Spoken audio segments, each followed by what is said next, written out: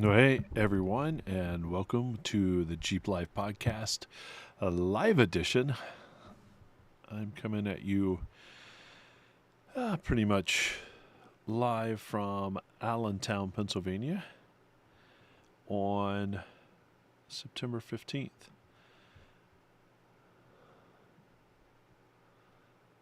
And I'm just rearranging my screen so that I can see my show notes and be able to read them on the same screen so I can continue looking at the camera. That's always a challenge. Looks like I have somebody on. Nice. Hope everybody's doing well and having a good week so far and had a great weekend. Mine was off the charts. We'll talk a little bit about that on the episode as we get people lining up to come on in. Hey, Mike, thanks. I can always count on you for jumping in as I needed. Hey, man, it was a great weekend this weekend hanging out with you and doing our camping thing.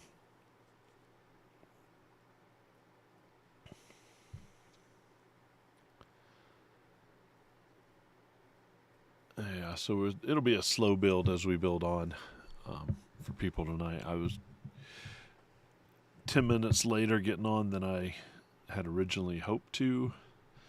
I was trying to edit and chomp down some video that I took this weekend. So, Danny, Dave, what's happening? It's always good to see old friends and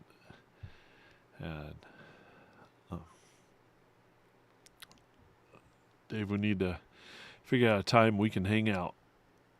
I need some Dave time.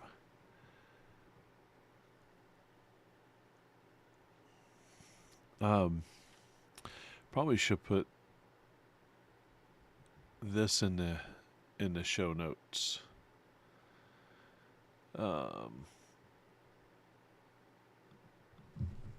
Maybe I'll put it here.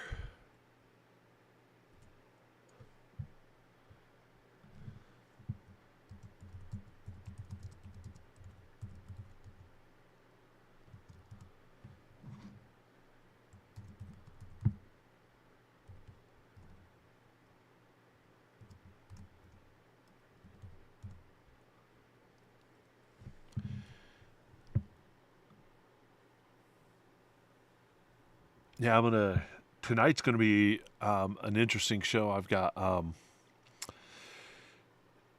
the main topic is based on me forgetting something and not doing my job, if you will, and but I'm going to review the Mickey Thompson Baja Boss ATs tonight as well,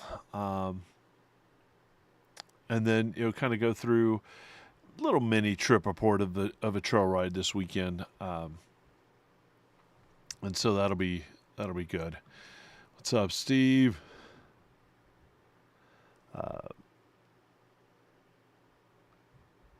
Yeah, it was a real good weekend. All right, so I'm gonna log on and share this out real quick if I can, and see if we can get a few more people joining us, and if so, awesome.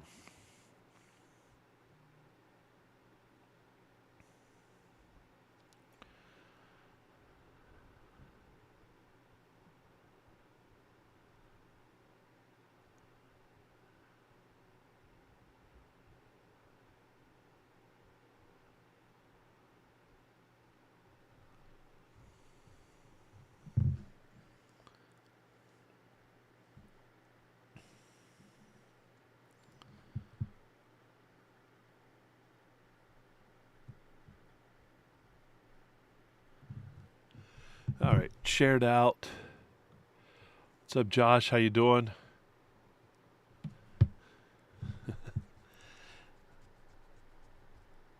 Joe.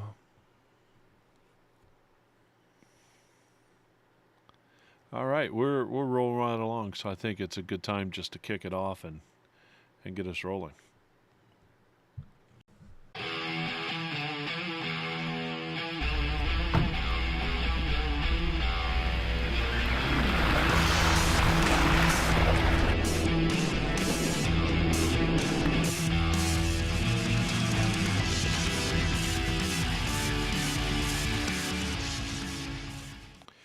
Well, welcome back to another episode of the Jeep Life Podcast, presented by ArmorLite, the toughest flooring on the trail.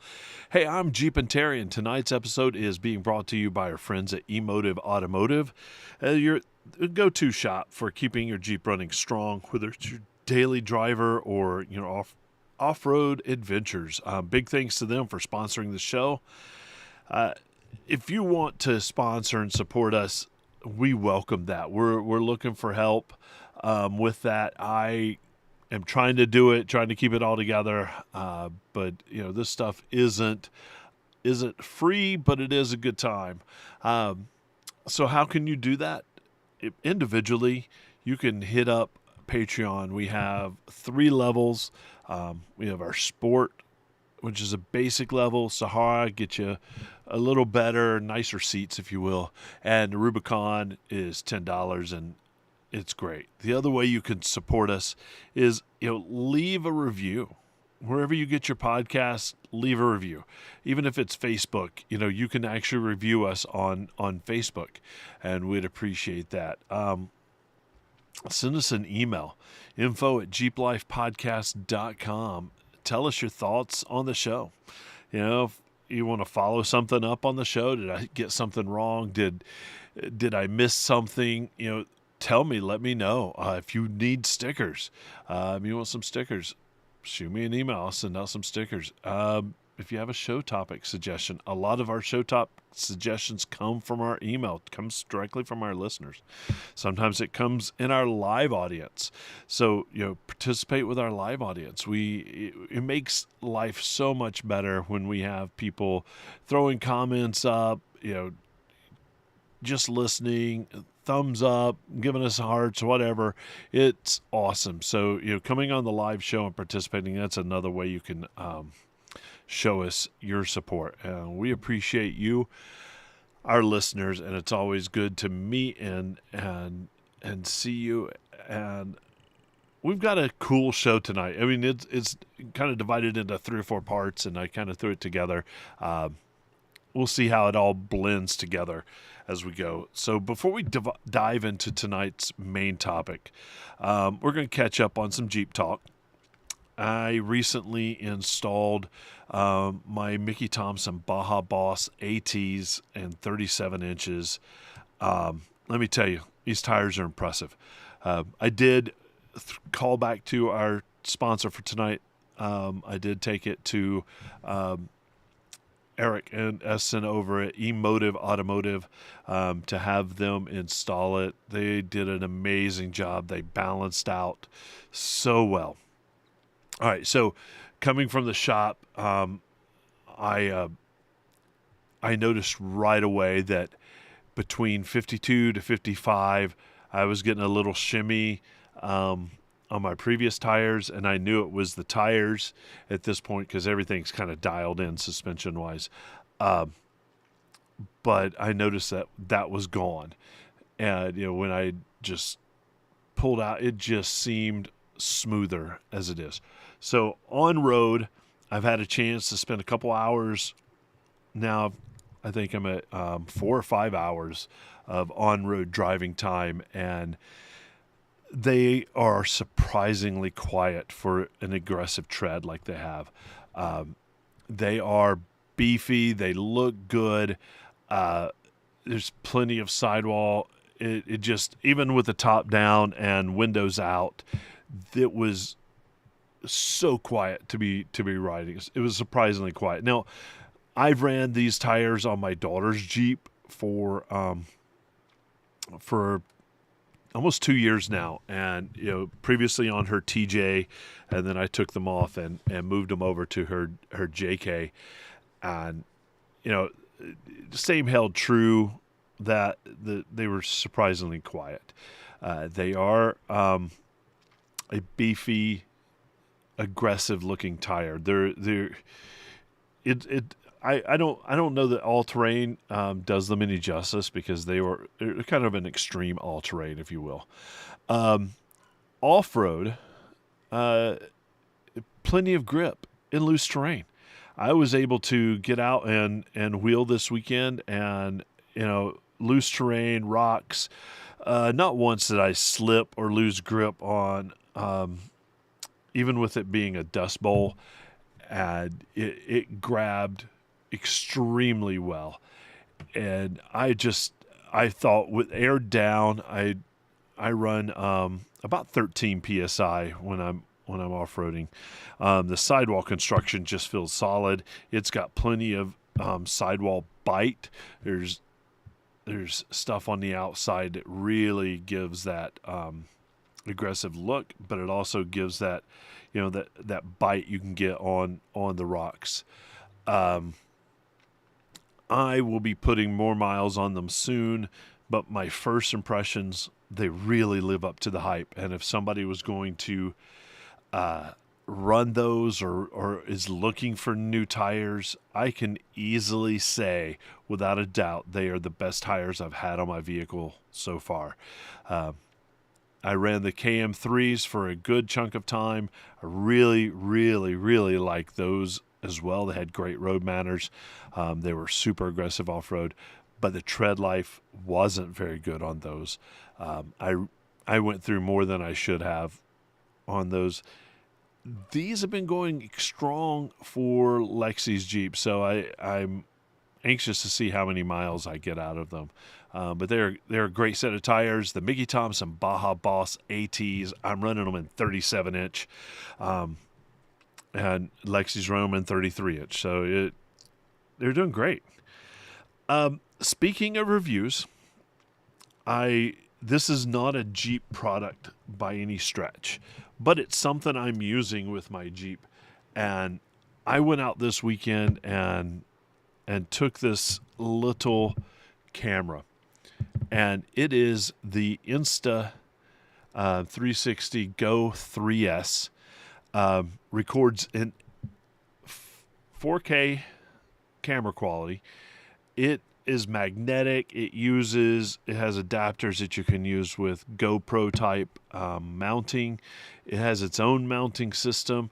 Where it really shines, though, is its size. Now, it normally looks like any action camera, but I'm going to hold this up so you can see it. This is the actual camera itself, and it is wireless.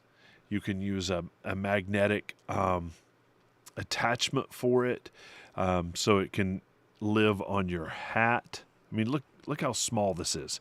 It's so great. And if I'm recording video here, or if I'm recording video here, if you're into social media type of stuff, it automatically changes that for you. So it's great, and it magnetically sticks into this guy and just clicks right in. It does have a screen in the back, and it is fantastic. You can set it up to do this guy. So it can be, kind of your monitor, if you will. And that's kind of where I used it some this weekend, because I used this on the tripod. And you can't really, maybe you can make it out, but it's great because this is the camera and this is the mounting system. So it's really fantastic, and you can use it as, in the selfie configuration. It has auto leveling. It's got stabilization. The video just looked terrific. Export it in 4K, and wow, what a difference! If you go on to my Facebook or my Jeep Club, I uploaded a first rough edit video there, and it looks insane. So I can't remember the price on it. It was less than a GoPro. and I think it has more features than being small. The microphones are great. They sound really, really good. And you can control it from your iPhone as well, or I guess Android device, using the Insta360 app, which also allows you to edit straight from there. So you can put together decent looking videos out of it. It's mainly a vlogging camera, but for what we do in our off-road life, I think this is going to be my go-to device. Be able to mount it on the bumper. It is magnetic, like I said, so it holds on to steel pretty well. Sorry about it, the JL people that are aluminum. It doesn't stick there, but there are ways to do mounts otherwise. So check that out. I'm not sponsored by them in any way, but I thought it was really cool to kind of get to test it this weekend, and it did a fantastic job out on the trail. Events, I only have one on the books right now, and it's coming up this Saturday, September 20th. That's a fall New Jersey Jeep Invasion in Ocean City, New Jersey. All the tickets are sold out right now. So parking on the boardwalk is not available, but there is plenty of going. You can go down to Ocean City, park on the, in the streets or wherever their parking lots are, and then you can do everything that everybody else is doing. And Oracle Lighting is doing a lighting party, sponsoring that after hours at Ludlam Brewery nearby, giving out prizes for the best lights there. We did it last year. It was great. Good turnout, good group of people, and that's free. You don't have to go to the boardwalk to do that. So come on down and see me. If you need lighting, I'll probably have show specials running. I'm not going to carry any product, but we can order it straight from there for you. So that'll be fun. All right, before we jump into tonight's full main topic, which has something to do with me forgetting something. So by the time we get done with this next segment, you'll know what it is.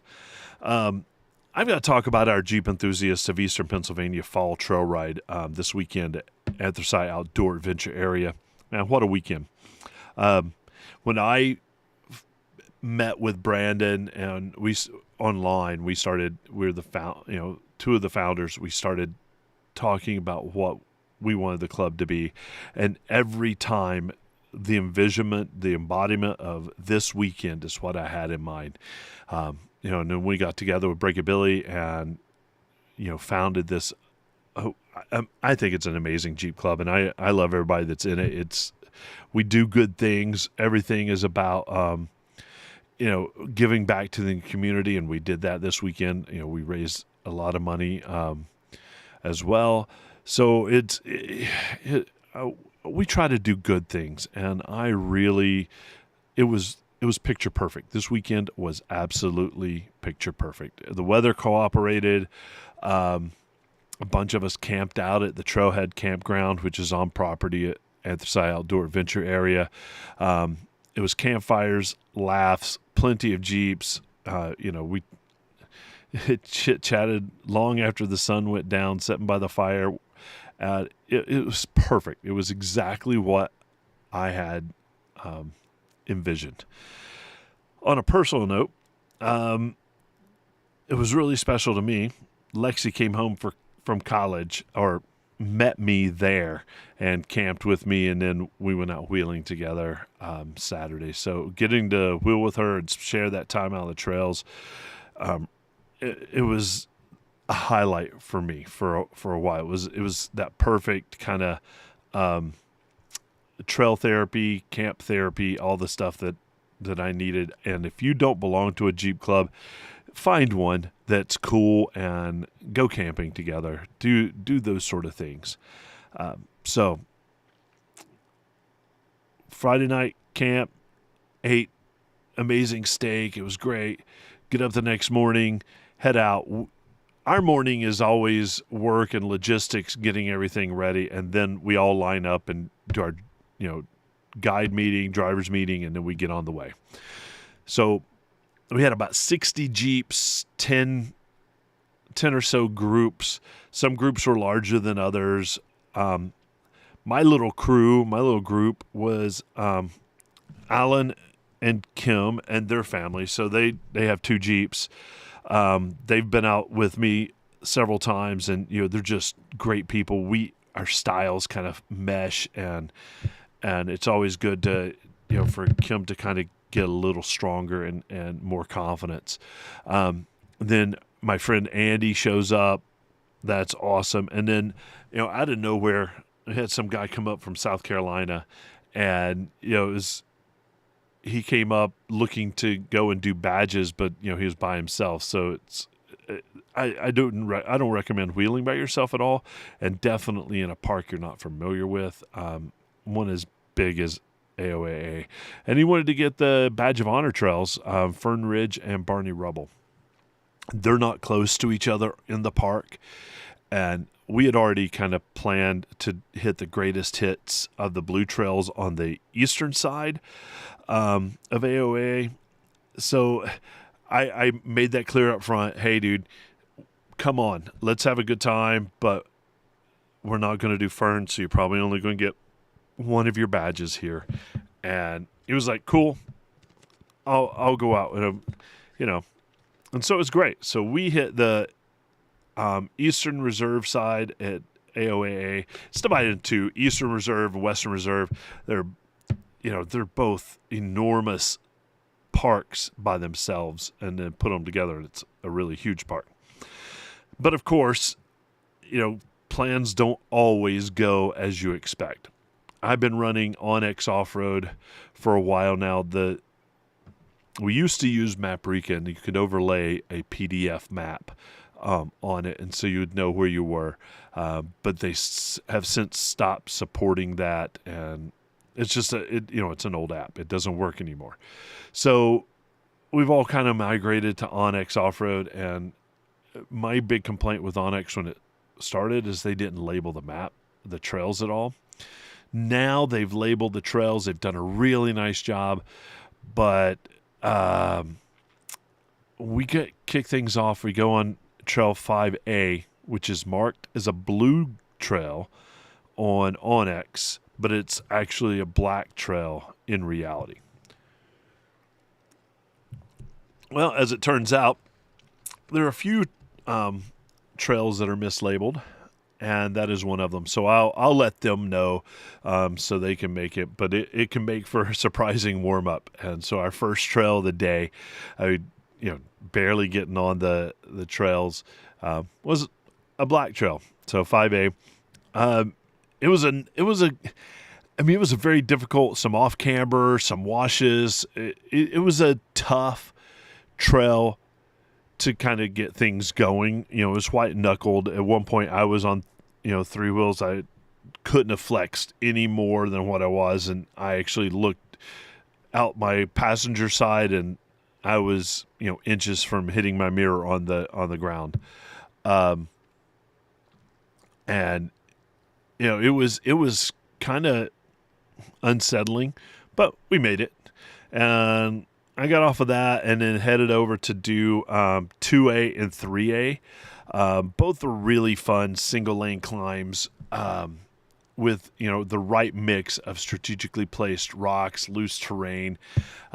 Everything was bone dry, so traction was sketchy at times. But like I said before, those Mickey Thompson tires just dug in, and I walked right up it with no problems.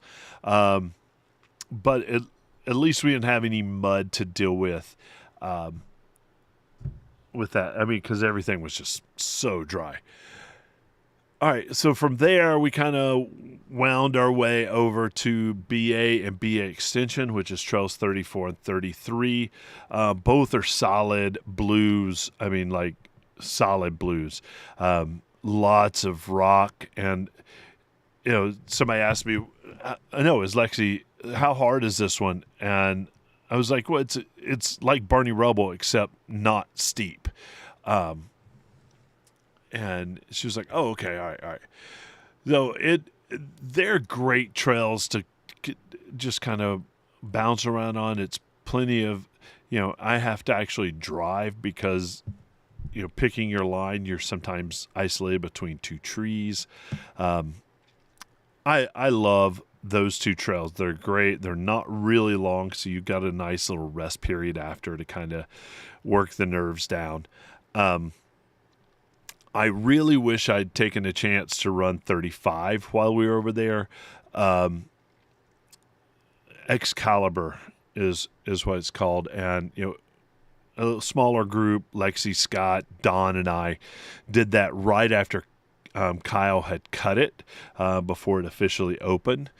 It was a real late season run, late fall into winter, and it's a fantastic trail. I wish we had kind of done it, but I was by that time was running out, so I wanted to get toward the back half of the park. Next, we headed over to Barney Rubble, which is Trail 49 on the map if you're looking, and that's where things got kind of interesting. Lexi had decided she didn't want to take her Jeep out on the trails today because we were doing a little bit harder trails, and it's fine. And then she, kind of sweetened that with, I want to spend more time with you, and if I'm driving by myself, then we don't get to spend that quality time together. Me being the softie that I am, I jumped all over that to go spend time with her. So I'm like, you know what, Lexi, let's get your badge of honor on Barney Rubble. We had already done this on Fern, so now she has both of them. So I hop behind the wheel. I will spot you from inside, and if we need for me to get outside, fine, so be it. I'll get out and spot you. She crushed it. We went straight up the middle, so we took, some really challenging lines. We did some great things. The Jeep, it's set up so well. I can't believe how, I've claimed that other people have point and shoot Jeeps, but this one has really gotten to be a point and shoot Jeep with, the 37s, that rock crawler lift with the GBX control arms, and it's really dialed in, and it feels really good. So we're almost out. I mean, we're 50 yards from the exit, and I was trying to tell her to go closer to this tree because there was a log blocking, that part of the trail, and that would have been the easiest way to kind of bounce over that, but she didn't want to get too close to that tree, so she got stuck. And that's where we hit the snag, literally. The log was in her way, and the position of the log and the line that she took to get over put the wheels not in a great spot, and then put the tie rod right on a rock. So, I mean, couldn't go forward, couldn't go backward, and I'm like, all right, I jumped out to try to talk her out of it or talk her around it to see what we could do. And that's when I realized I had not brought my recovery gear. I normally have 2 full sets with me at all times, but somehow I didn't, and I didn't have anything. And so, I called out, hey, I might need some recovery gear so we can pull line. We're going to pull line. It's not a big deal. I don't have an ego when it comes to pull line, and it's something I've tried to teach as I go along. If you're in a spot, there's no need to try to damage anything or get frustrated. Just pull line. Be safe and pull line. But we're going to talk a little bit more about what not to forget, but what to bring. Luckily, Alan and I were moving a couple rocks around. And eventually, Lexi, all she had to do was cut the wheel the opposite direction. Why I didn't see that. And it just freed her up right away. I mean, instantly it freed her up, and it worked extremely well and worked itself free. She climbed up. She did the rest of Barney Rubble without me even in the vehicle. So she did a great job with that. No pulling line. Didn't need the recovery gear. We're good. All right. So from there, everybody else made it to the top, but Alan's Jeep couldn't turn right. Yeah, we all know what that is. Barney Rubble, it claimed another steering stabilizer. With minutes, we had it pulled off and we're rolling. I didn't have my tools with me either.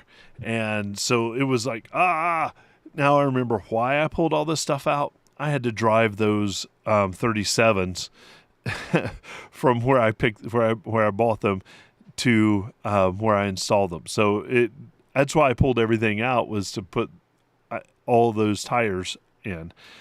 So that's why I didn't. But we're going to talk about that when we get our main topic. But from there, we worked our way to Upper Anthracite, which is one of my favorite challenging blue trails in the park. It is basically a steep creek bed climb.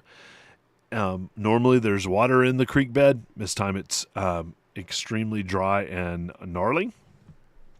But it's still fun climb. I've had the same route rip off a hinge, gash one of my doors, and I've had somebody had a wheel blow out on that trail. So I've done plenty of other kind of recoveries, if you will, on that trail. But it's still a fun trail. Then Upper Anthracite now loads in right into the pit and then into Whiskey Ridge. And there's really not a way to undo that. You have to kind of go all the way through Whiskey Ridge. Whiskey Ridge is one of my favorite trails. It's a really long blue trail. It's not particularly gnarly except for like two places. But it's the furthest point away, but it's a lot of fun. It's a good time.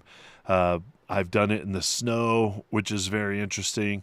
There's a part right in about 2/3 of the way through that it's a kind of a off-road playground. So you can jump around these rocks and take black lines and blue lines and kind of for me was a good place to practice some skill sets in that area.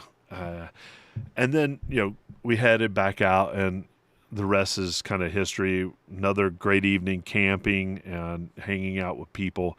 But that was kind of our greatest hits of the blues at AOA. It was a really, really great weekend.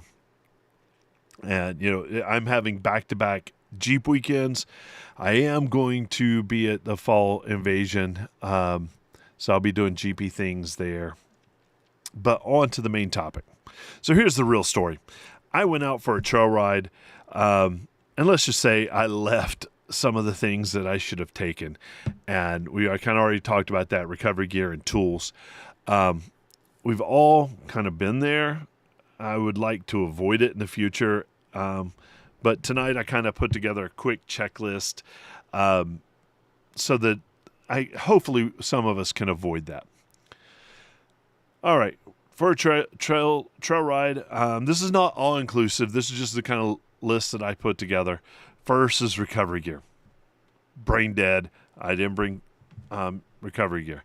I have my winch, but without the recovery gear, it doesn't do any good. But straps, shackles, D-rings, recovery boards, those aren't just for other people. You might need them yourself, or you might need to share them.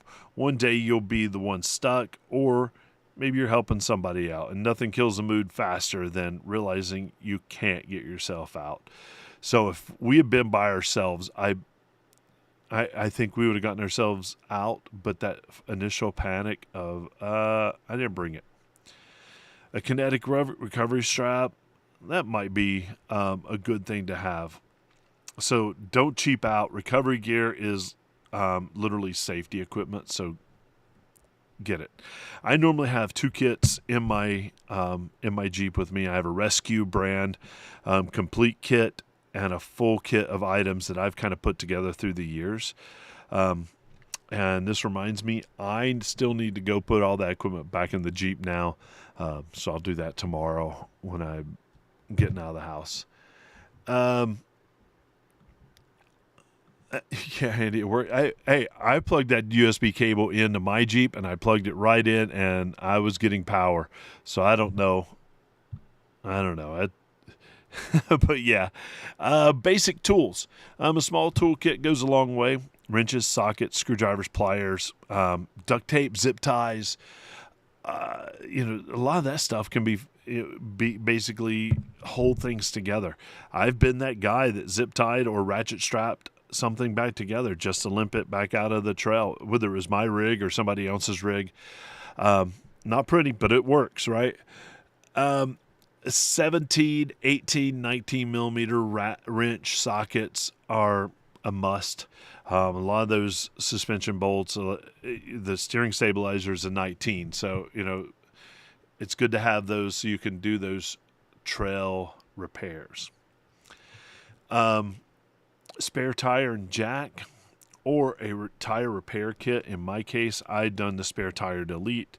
So I just need to be able to hopefully repair um, a, a tire or borrow somebody else's spare to get me off the trail. But it seems obvious. How many of us actually check our spare before going out? I know that the spare that I took off of my Jeep when I did the delete wasn't holding air. Found that out, maybe a month or so before I did the delete. I filled it up a couple times and it just kept running out. And make sure it's aired up or aired down to whatever. Don't rely on the stock jack that comes with your Jeep. Matter of fact, I don't even have one in my Jeep because 35s or 37s, it's not going to reach. So you might need a high life jack or a bottle jack with a base plate to use as a trail safer. Speaking of tires, an air system. Airing down is great for traction and comfort, but only if you can air back up. I would say whether you can air back up or not, you need to air down because you can run. I've ran 30, 40 miles on a tire. You're not going to do that much damage in short term until you can air it back up. But a portable compressor or CO2 tank is essential. Don't forget your deflators. They save so much time and energy when you're deflating before you go out, and you don't have to use your fingernail or a stick to like a caveman or something. Now I do have a power tank 10-pound system, 30 and a 10-foot hose depending on how I want to use it, a Ventoso 2 gauge and chuck. All that's power tank. And then I use a JT Brooks deflator set, and I have it set at 13 pounds because that's about where I run. So I wouldn't want to go lower than that because I don't use bead locks. I would be afraid to lose a bead. But that's where I'm at. And those JT Brooks are fantastic and they're quick. You just put them on, pull the knob out, and let it do its thing. But there are other brands out there that work just fine. Power Tank makes monster valves, so if you want to do it a little quicker, you can do that. What else can I throw in there? Fluids, engine oil, coolant, brake fluid. Those are all great things to have, and you can throw them in a small tote and take them with you. But heat and hard wheeling can push your Jeep harder than you think. I keep coolant in the Jeep, and somebody needed to borrow some coolant from me, so it was good to have that. It can make the difference between whether or not you can limp it back or you have to tow it out, right? First aid kit. You hope you never use it, but when someone slices a hand on a sharp rock or burns themselves, or like I got stung like 6 times, a couple years ago. It's always good to have that. And I know that Scott, when I'm out with him, always brings his. Mike always brings his, and he's amazing and understands first aid and extremely well versed in that. Food and water. Pack more water than you think you'll need. Bring water. Always have water. Gallon per person is a solid rule. I usually have 6 to 8 bottles of just water with me in a cooler.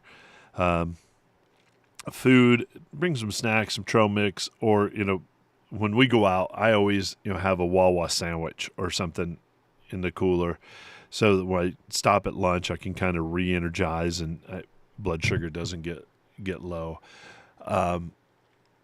It's always good to have something on you, and if you're out longer than you expect, then you've shortened the amount of time you've gone without having to eat.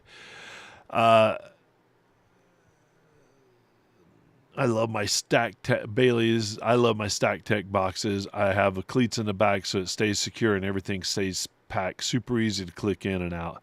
Yeah, those are great for carrying tools and everything else that we've talked about so far. So those are great.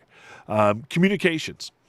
Don't rely on cell service, because when you're off-roading, in Moab, there is no cell service once you get out on the trail, right? The trails are notorious for being dead zones. GMRS or CB radios. The world has switched over to GMRS. CB radios are generally line of sight, and I would recommend getting a GMRS license and getting a GMRS radio. Even a cheap one's better than nothing, but you tend to get what you pay for. My phone is always charged, and this is a call out to Andy. Make sure you have a charger and a cable, and maybe a battery pack. As we're out shooting photos and videos all day too, which runs down your battery. Now I use a Midland radio. I have multiple Midlands. I have the MXT 275 Micro Mobile in the Jeep. It's kind of my personal. It's mounted with like a CB style handheld, which is actually the radio as well. Then I have the GXT 67, which is waterproof. I have that handheld for when I need to get out and spot. And then I usually carry a couple GXT 1000s to let people borrow if they didn't bring one or don't have one. Invariably, there's always somebody that doesn't have a radio, and if I have a couple laying around, it's important to be so that everybody can have those communications. If we're in a bigger group, then maybe it's not important that everybody has radio. Maybe the front, middle, and back person, the tail gunner, has one, so that at least we're keeping in track them. But yeah, I highly recommend the Midland stuff. It's so solid, and I get a lot of use out of it. And then comfort items. These are things that you should bring and have just for comfort. Gloves for winching. I don't know, that's part of your recovery kit. Keep that there. Sunscreen. It was really a beautiful day, and the sun was out. There were a couple times where we were actually really hot and the sun was being down. I had the top down. Get some sunscreen. Those is on there. Bug spray for when you're at camp, or you're staying, having lunch somewhere and you're staying longer than then just keep moving. Maybe a rain jacket for if the weather turns, or you have to get out and spot and it's raining or something like that. I have a dry bag with toilet paper in it. I think that's an emergency. I use the Costco brand toilet paper, and it is amazing. but I always have that in my Jeep and in my camping supplies so that if I have to use the bathroom, I'm not using poor toilet paper. I'm using really, really good. Um, so little things like these don't seem like a lot, but they can make a big deal um, out on the trail, and just be prepared. Uh, Honestly, I keep this going and keep adding to this, but these are kind of the essentials that I put together. If you if you have these, you're basically covered. There might be things that might make your life a little bit better, but you'll be ready for almost anything if you have these items. And maybe I'll put these in the show notes so that we have that to call to. Now, I really, really want to hear from you. It makes a huge difference when we hear from you. Tell me your recovery gear checklist, or any version of this checklist. If you have a recovery gear checklist or a full, hey, these are the things you should have in your vehicle, send them to us. info@jeeplifepodcast.com and let us know what you're thinking. Now, I think last week I didn't put out the exact link tree, but it's linkktr.ee/Jeep Life Podcast, one word. So linktree/Jeep Life Podcast, and that you can get all of our links from there, all of our social medias, our Patreons, our YouTube. Go like and subscribe our YouTube channel. We put together some great videos and training, and I literally this week got a comment from somebody that our video helped them through a repair, and that I think that's awesome. And if we can do that for you, cool. I'm going to put a video of what we did this weekend up on our YouTube, and you can check that out. But it is on my personal Facebook, so you should probably check that out. That's going to do it. That's going to wrap it up for tonight's episode. Huge thanks again to Emotive Automotive for sponsoring the Jeep Life Podcast. Whether you're building a Jeep from the ground up or just keeping it maintained, check them out and show them some love. I know that GBX Manufacturing, I got to break in and kind of push those components this weekend, and wow, what a difference. So if you need control arms, you need steering components, go check out GBX. It's GBX MFG, Globex Performance. Check them out. They're former sponsor to the show and just amazing people. So go check them out.